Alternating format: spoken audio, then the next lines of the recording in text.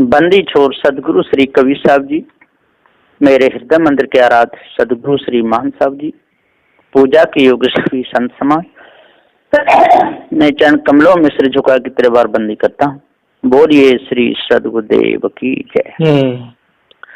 सदगुरु श्री कबीर साहब जी ने रमैनी प्रकरण में रमैनी 1 से 84 तक सदगुरुदेव ने सत्य निर्णय का उपदेश दिया, गुरुमुख से निर्णय परखाया, उसमें ब्रह्म मुखवाणी को भी सदगुरुदेव ने बताया और माया मुखवाणी को और जीव मुखवाणी को, तीनों को परखा करके और सार रूप में गुरुमुख वाणी को जनाया। हे चेतन जीव, तू सत्य है और तेरे ऊपर कोई ईश ब्रह्म परमात्मा नहीं है। तो ये प्रकरण पूरा हो गया है। अब आगे शब्द प्रकरण चलता है। श्री सदगुरुवे नमः, श्री आदर सूचक शब्द है और सद कहते हैं 3 काल 3 अवस्था में कभी इसका नाश न हो, और गु कहते हैं अंधकार और रू कहते हैं प्रकाश। तो मैं गुरुदेव के चरणों में और सिर झुका कर तेरे बार वंदन करता हूँ।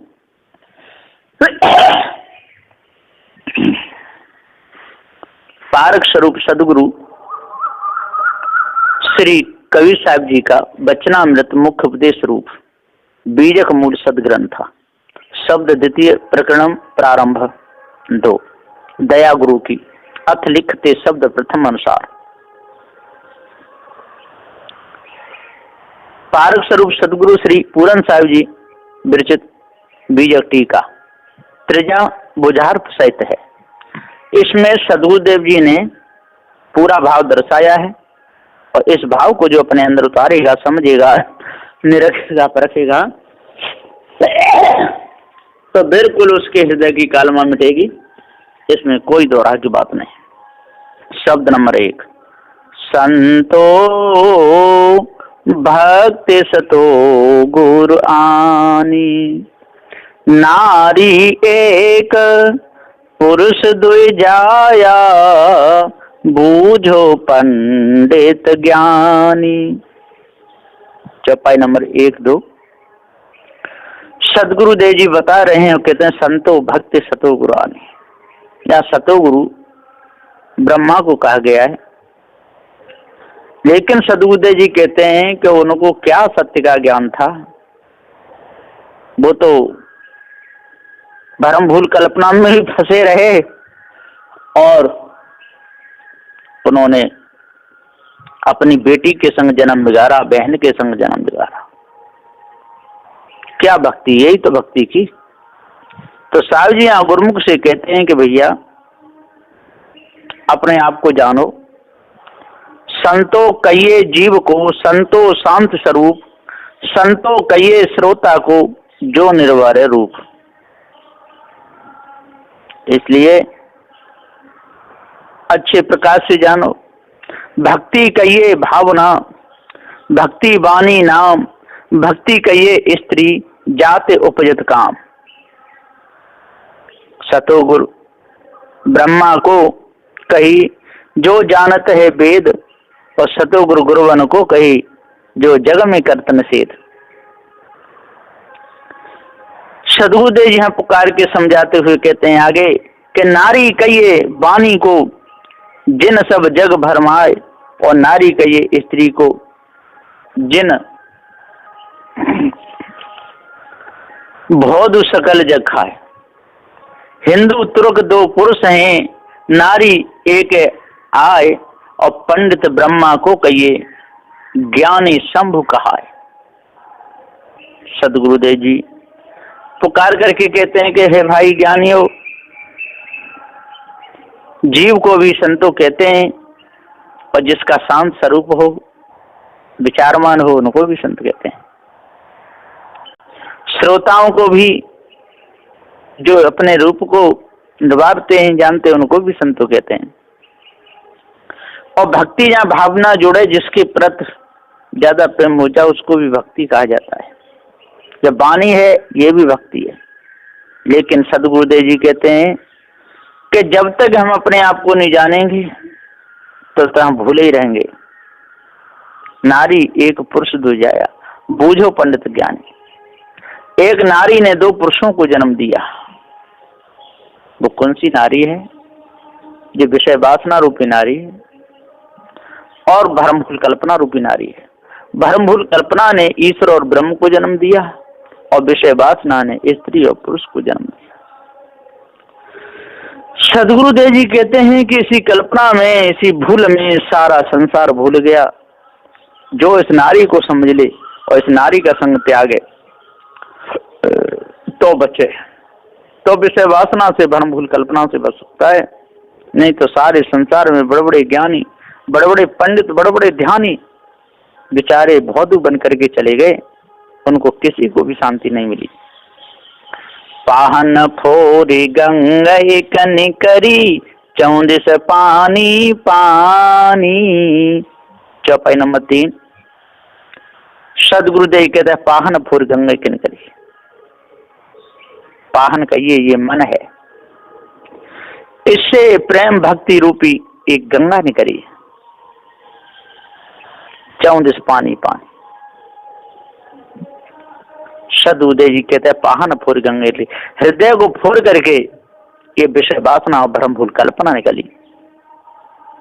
पाहन फोर गंगे, चौंदिस पानी पानी, और चारों ओर देखो उधर ही विषय वासना और भ्रमभूल कल्पना भरी हुई है। इसी में सारे संसार के ज्ञानी ध्यानी बड़े बड़े पंडित बह गए। सदगुरुदेव जी पुकारे के समझाते हुए कहते दो दीन, दो पर्वत, दरिया, ब्रह्म खान, ये सब के सब इन कल्पना में फंसने वाले, इस भ्रमभूल कल्पना में फंसने वाले सारे के सारे बह गए। कहां बच पाए बेचारे,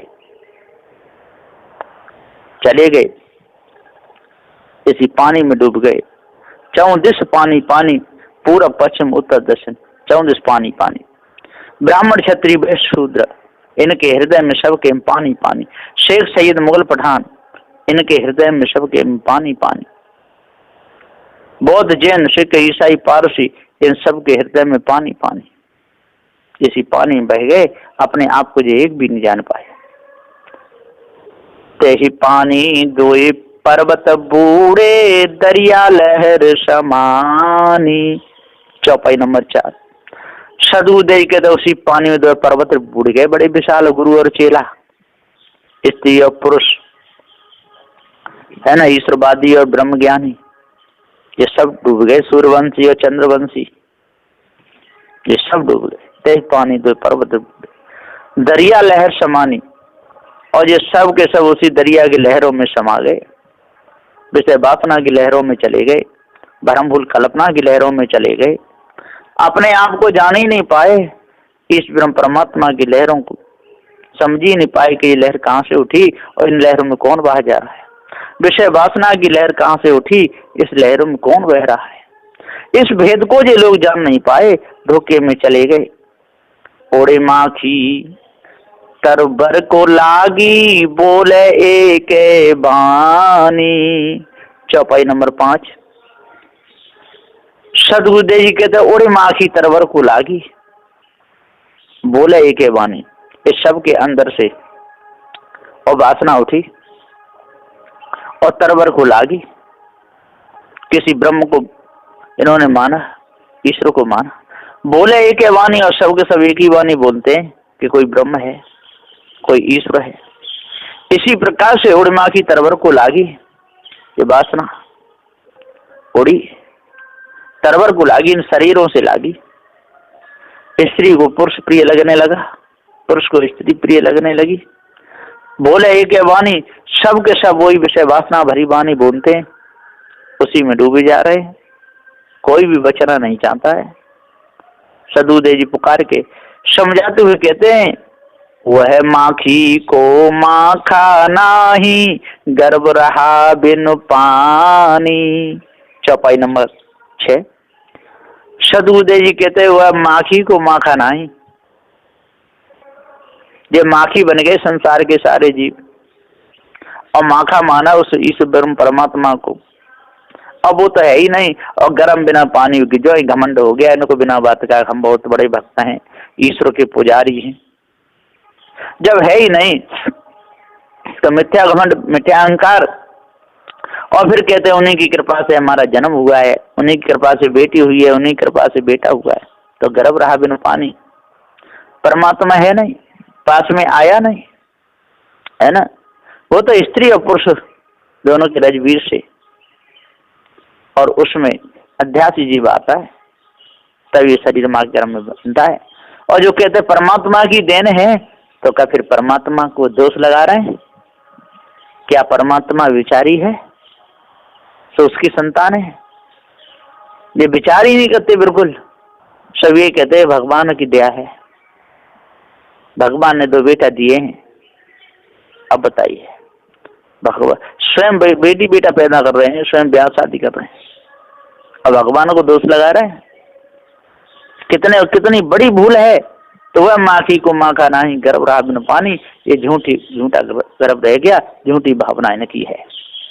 नारी सकल पुरुष वे खाए, ताते रहे अकेला। चौपाई नंबर 7।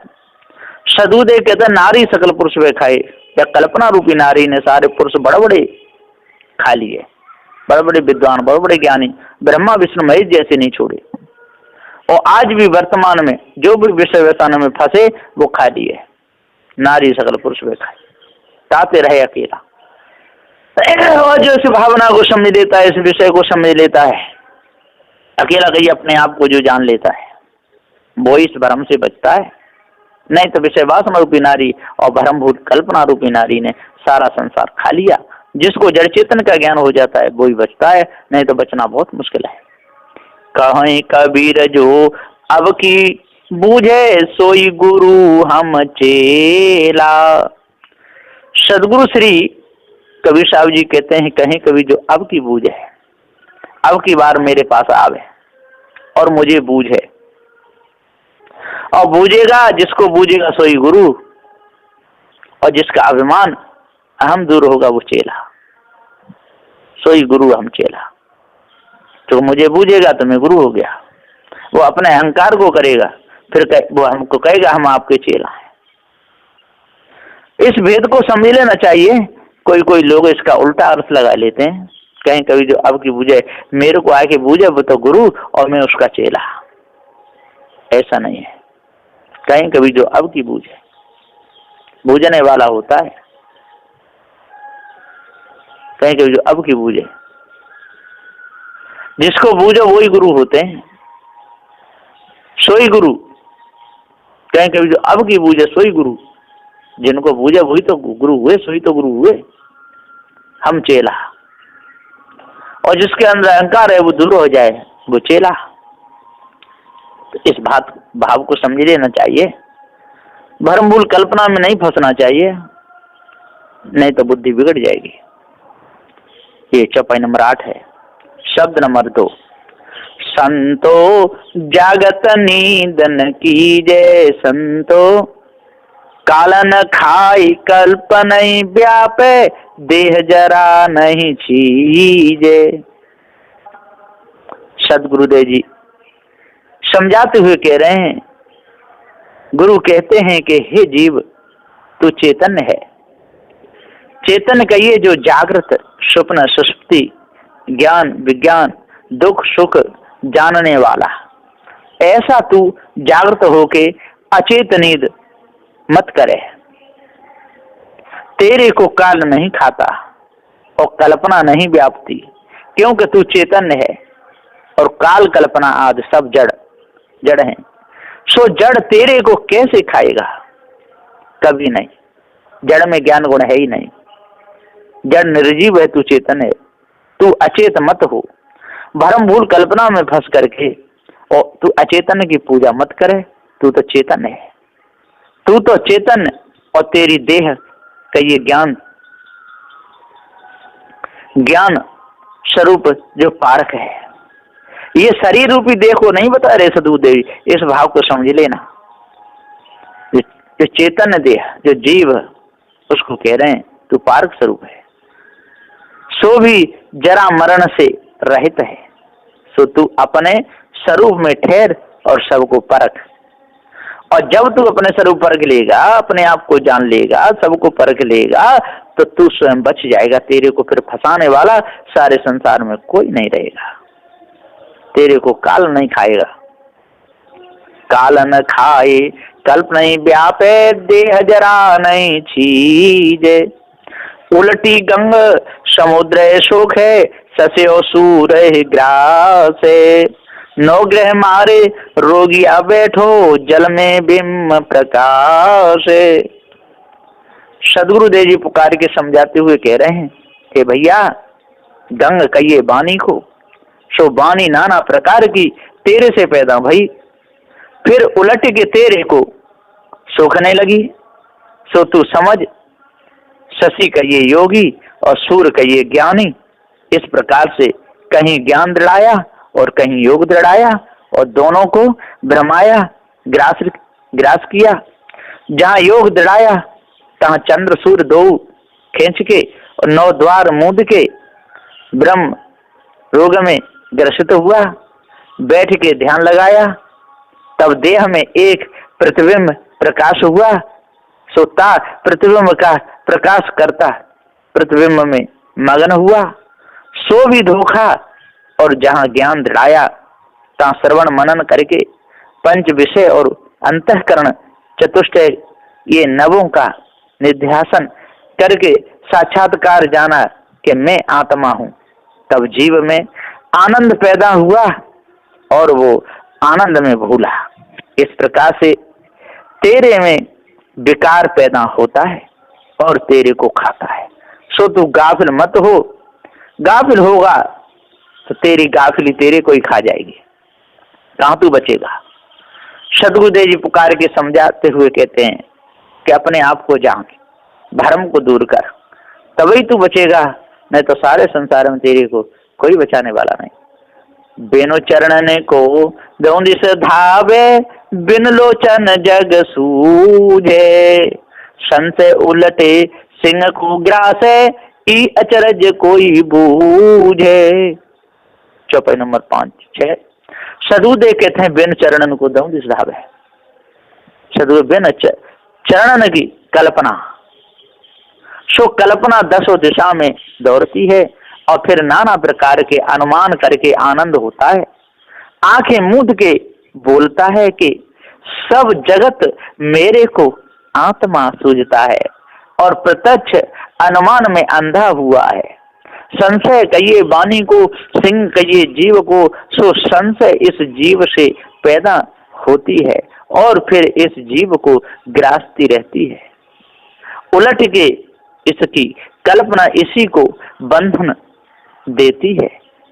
ये आश्चर्य जानना कितना बड़ा धोखा है।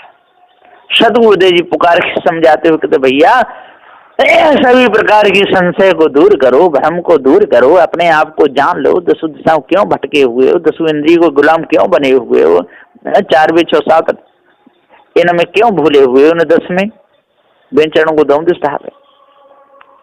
धोखे में ही अपने समय को क्यों बर्बाद कर रहे हो।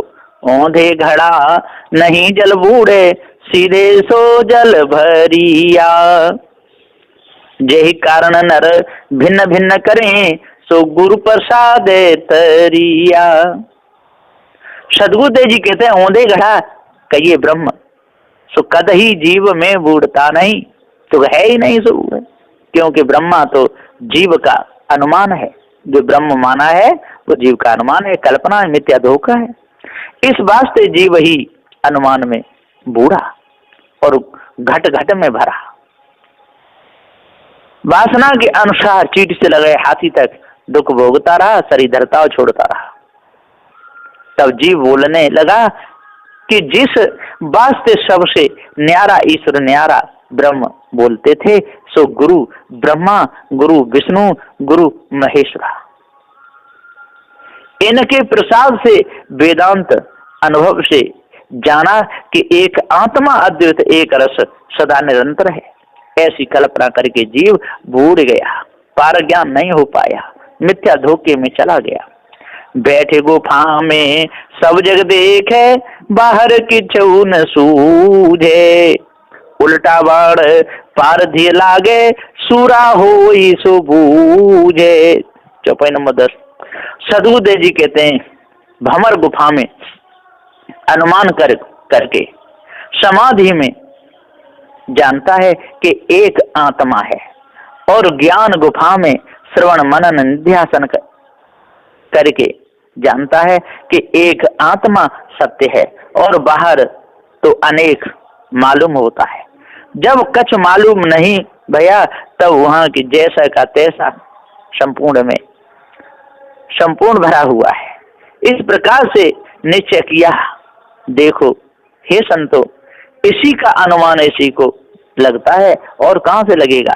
अपने अंदर से यह अनुमान उठा अपने कोई खा रहा है, इसका तर्क उलट के इसी को लगा। और पारखी कहिए ज्ञानी और बाण कहिए ज्ञान, सो जिसके ज्ञान हुआ उसी को उलट के लगा और बोध में निश्चय किया बिना पारख जो कोई पारखी होए सो बूझे। सदगुरुदेव जी पुकार के समझाते हुए कहते हैं जो पारखी होगा वही तो बूझेगा, जो पारखी होगा वही तो इन बंधनों से छूटेगा, और जो बिना पारखी है वे तो डूब डूब के ही मरेंगे। गायन कहे कबू नहीं गावे, अनबोला नित गावे, नटबट बाजा पेखनी पेखे, अनहद हेत बढ़ावे। 12 नंबर चौपाई।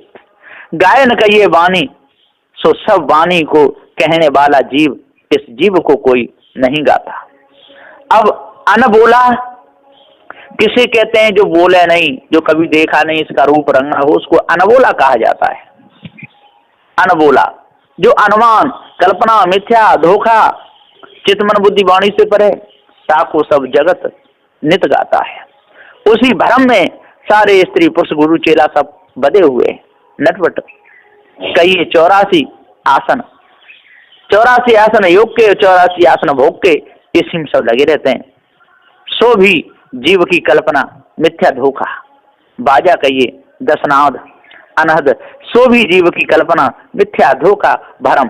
पेखनी कहिए 10 मुद्रा, सो भी जीव की कल्पना अनहद कहिए ब्रह्म, ब्रह्म कहिए अनुमान।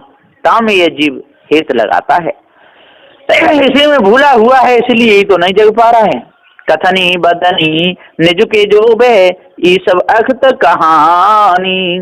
धरती उलटे आकाश ही वेद, ई पुरुषन की वाणी। 13 14। कथनी कहिए वाणी को, सो सब बंधन है। जीव की कल्पना सो धोखे को यह निश्चय करके जानता है, सो सत्य नहीं, सब मिथ्या वाणी बंधन है, जीव की कल्पना है। इस कल्पना को अपने अंदर से झाड़ झाड़ करके पहुंच करके अलग कर दो। पुरुष कहिए सनकादिक और नारदाद सोनकाद व्यासाद, जिनकी वाणी सुन सुन धरती के जीव आकाश को श्रुति लगाते हैं। कितनी बड़ी भूल हो गई, इस भूल को नहीं तजेंगे तब तक पार ज्ञान नहीं होगा। बिना प्याला अमृत अचवे, नदी नीर भर राखे, कहें कबीर सो युग युग जीवे, जो राम सुरारस चाखे। सदगुरुदेव जी पुकार के समझाते हुए कहते हैं कि हे भाइयों, जैसा कोई एक अंधा बिना प्याला मन से कल्प के कल्पना का पानी पीता है तो क्या उसे पानी मिलेगा? प्यासा ही मर जाएगा। और नदी में पानी भरा है सो नहीं लेता है तो क्या होगा? प्यासा मरेगा ही मरेगा। अथवा जैसा कोई एक गाफिल रास्ता चला जाता है और उसकी गोदी में खाण के लड्डू हैं और उसको भूख लगी तो मन के लड्डू खाता है और उनको खाएगा तो घटेंगे, इस विचार में चलेगा तो क्या होगा? भूखा ही तो मरेगा। तो भूख कैसे जाएगी? कभी नहीं जाएगी, उसको भूखा मरना ही पड़ेगा। इस बात से तू पारख में स्थित हो और सबको परख, ये अर्थ। माया मुख्य गुरबा, माया भी गुरबा लोग कहते हैं, गुरबा लोग बोलते हैं कि जो सब में रमा है सो राम, इसको सुन के श्रवण मनन निध्यासन करके जिन्होंने जाना सो युग युग अमर हुआ। जिन्होंने वह आत्मा ऐसा अमृत पिया वो ही अमर। यह माया भी गुरबा लोग बड़े धोखेबाज हैं, बहुत बुरी तरह भरमाते हैं, धोखे में डालते रहते हैं। इसलिए सदगुरुदेव जी पुकार के समझाते हुए कहते हैं इस शब्द नंबर 2 में, और अच्छे प्रकार से भाव दर्शाया है। जो भी इस भाव को समझ लेगा वो भाव सागर से बचेगा, खानी वाणी दोनों जालों से छूटेगा। बस यहीं पर अपनी वाणी को मैं विराम देता हूँ। बोलिए श्री सद्गुरुदेव की जय। जय।